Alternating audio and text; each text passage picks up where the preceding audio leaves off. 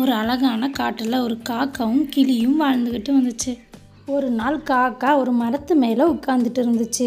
அப்போ அங்கே வந்த கிளி சும்மா இருக்காமல் காக்காவை வம்பிழுக்க ஆரம்பிச்சிடுச்சு. கிளி, காக்கையாரே, ஏன் உங்கள் ரெக்கையெல்லாம் எவ்வளவு கருப்பாக இருக்குது? என்னோட ரெக்கையை பாருங்கள், எவ்வளோ கலர் கலராக இருக்குது சொல்லிச்சு. அதை கேட்ட காக்கா சொல்லிச்சு, என்னோட ரெக்கை மிகவும் பலன் வாய்ந்தது, எல்லா காலத்துக்கும் எங்களுக்கு பாதுகாப்பு கொடுக்கும். ஆனால் நீங்கள் குளிர்காலத்தில் வெளியே வரமாட்டீங்க, ஏன்னா உங்கள் ரெக்கை கலர் கலராக இருந்தாலும் அது பலன் வாய்ந்தது இல்லை. குளிரை கூட தாங்க முடியாத ரெக்கையை வச்சுக்கிட்டு எங்களை குறை சொல்கிறீங்களான்னு சொல்லிச்சு. ஒரு நாள் பலத்த மழை பெஞ்சிச்சு. அந்த கிளியால் அந்த குளிரை தாங்க முடியலை. ஆனால் காக்கை சந்தோஷமாக மழையில் சுற்றிக்கிட்டு இருந்துச்சு.